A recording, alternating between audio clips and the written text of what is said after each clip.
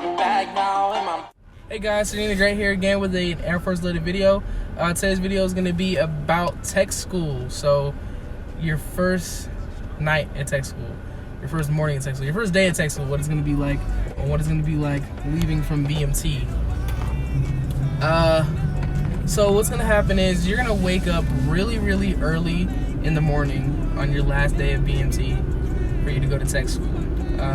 The time that you wake up depends on where your tech school is going to be, because some people are going to be taking buses, some people are going to be taking planes. It all really just depends on the distance of your tech school from Lackland. So, like I said, you're going to get up extremely early. So I left at, I want to say 1 o'clock in the morning, something like that. It was the longest night ever, because everybody's leaving at different times, so you know you're saying bye to everybody and things like that. So yeah, the last night at BMT, first night at tech school, was definitely something different. I personally took a bus, so taking a bus from Lackland all the way to Shepherd, because that's where my tech school was at. It was I think I want to say it was like a 9-hour drive. We stopped once for like a buffet type deal, and it was all paid for, which is really nice. And you're gonna get, okay, so when you get to tech school, it is an entirely different ball game. Like, it's not BMT anymore.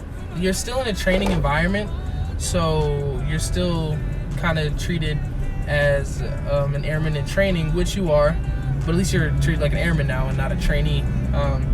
As soon as you get off the bus, you're gonna have your MTL, which is your military training leader. You don't have MTIs anymore. The training leaders are the people that are in your dorms, kind of making sure that your living quarters are good and you're doing what you're supposed to do and all that kind of stuff. You're gonna see them when you get off the bus, and they're gonna be like, "Hey, how are you doing? All right, let's get you guys your rooms and get you guys on your way in process. Welcome to Shepherd." They're gonna be really nice about it. It's not like BMT at all. Well, it's kind of like BMT in the sense that there are rules, but I mean it's the military, so there's always gonna be rules. But some of the rules specifically when you get to tech school are you have a curfew, and you have a curfew for weekdays, and you have a curfew for the weekend, obviously. So during the week, you have to be in bed, in your bedroom by 10 o'clock. And like I said, I went to Shepherd, so not every tech school is the same, but these rules should be generally the same. Speed bump. On weekends, your curfew is midnight, so that's cool. Compared to whereas BMT, curfew was 9 o'clock every single day, and yeah, you didn't have much freedom. So now at tech school, besides from curfew, you also have the rule of no gender integration. So you can't have females in your dorm room, and you can't be in females' dorms rooms, or vice versa. That's just a rule to, you know, keep down unnecessary things, because you're there to focus on the mission, which is training and learning your job, graduating, so you can eventually start working for a bigger mission. So the way that it's set up is when you get to tech school, you're going to be in dorms, so it's not going to be like BMT anymore. It's not going to be like a big old like kind of bay where you're next to 50 of your other wingmen, 49 of your other wingmen. You're only going to have one roommate, possibly 2 roommates, depending on tech school, depending on building, all that sort of stuff. You will have room inspections when you get to tech school, so you have to ensure that you keep your room clean at all times.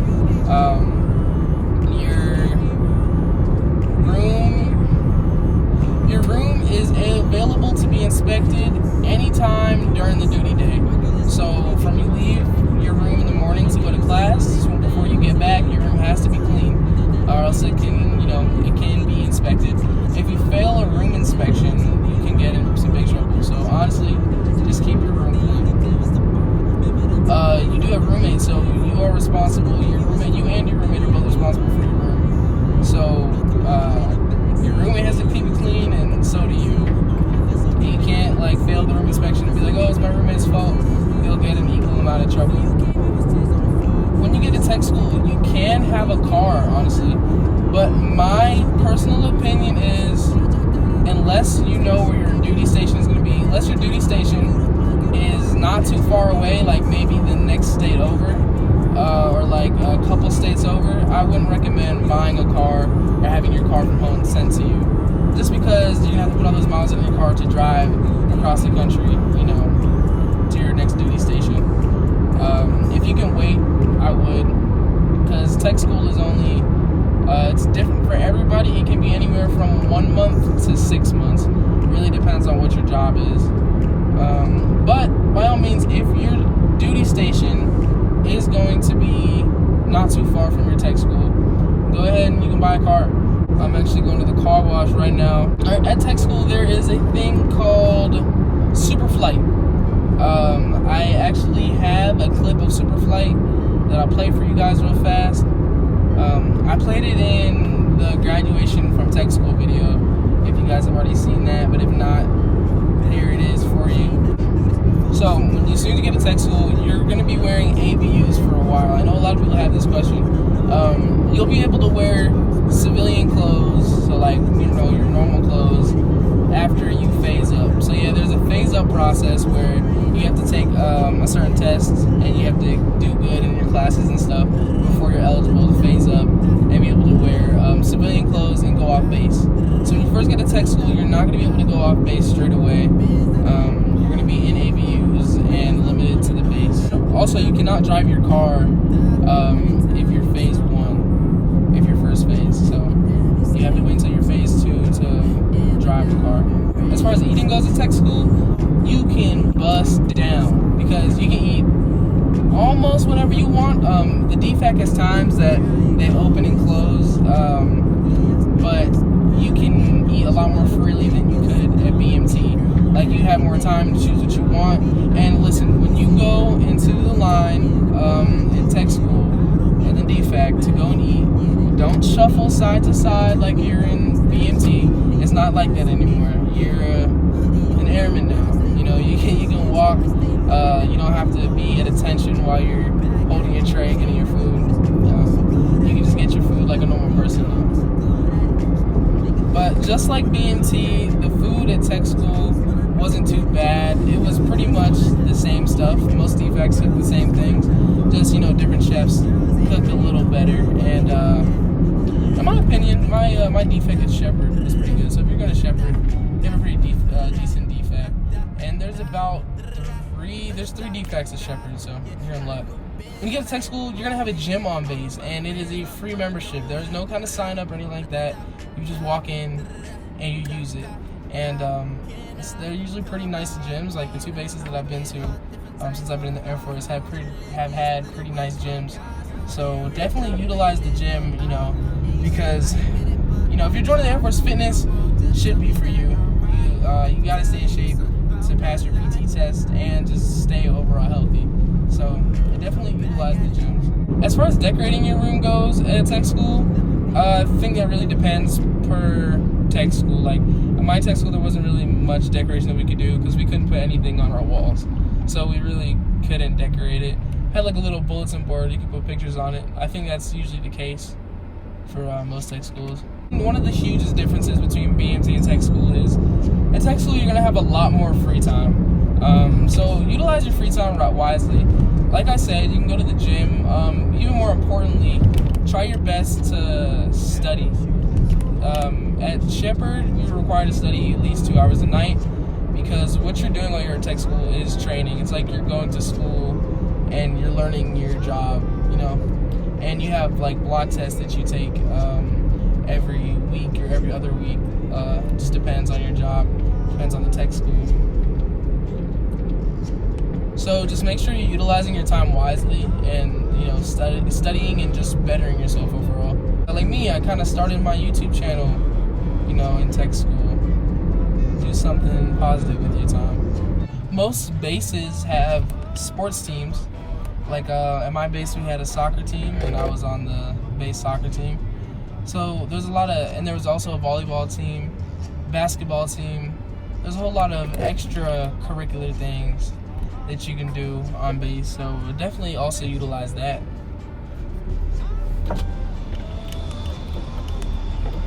At the car wash. How you doing? I should honestly buy the $20 thing, huh?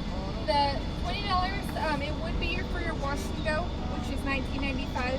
15. Okay, just the single wash. Yes. Okay, and then are you military or first responder? Military. Okay, it's $2 off today. Okay, cool. So that'll be $13.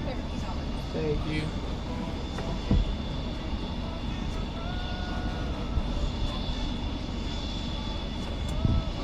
And then we'll push in your mirrors and you'll be good to go. All right. Ready? Get my car all clean, go for a wash. I love car washes.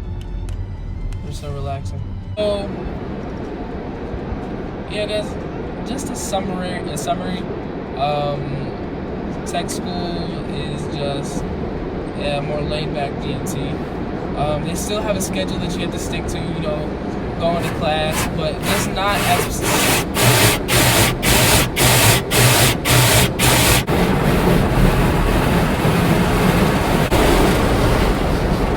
So yeah, guys, the main purpose of tech school is for the Air Force to instill trust in you, to ensure that you can carry yourself the way that they intended for you to carry yourself in BMT. You know, so to exercise your integrity, so that way they know that when you're in a more laid-back condition, even when they're not watching you, you can still be the airman that you're supposed to be. If you guys have any more specific questions about tech school, you guys know what to do. Just hit me up in the comments, you can hit me up on social media, and I'll answer the questions.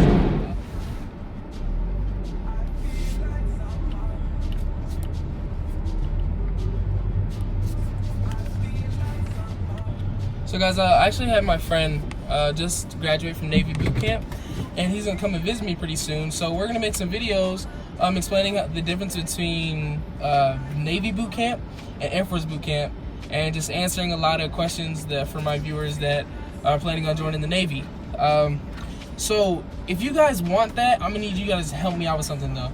I need to get to my 3,000 subscriber goal, and then I can have Jordan fly it down here, and we can make these videos for you guys and help people that want to know about the Navy as well as the Air Force. As well, his girlfriend is going to be coming, and she's going to be explaining how it's like to have somebody going to BMT, certain ways that she coped with having her significant other not with her, and certain ways how she had to keep in contact, all those sorts of things that dependents and wives and girlfriends and boyfriends of military members want to know about. So if you guys want to make that happen, then all you have to do is click that subscribe button. If you're already subscribed, all you have to do is get your friend to subscribe, and your aunt to subscribe, and your mom to subscribe, and your dad to subscribe, and probably your granddad to subscribe. So we can get to the 3,000 goal, and we can get these videos out on Navy boot camp and Air Force boot camp. Alright guys, so until next time, stay great. But it just seems the same.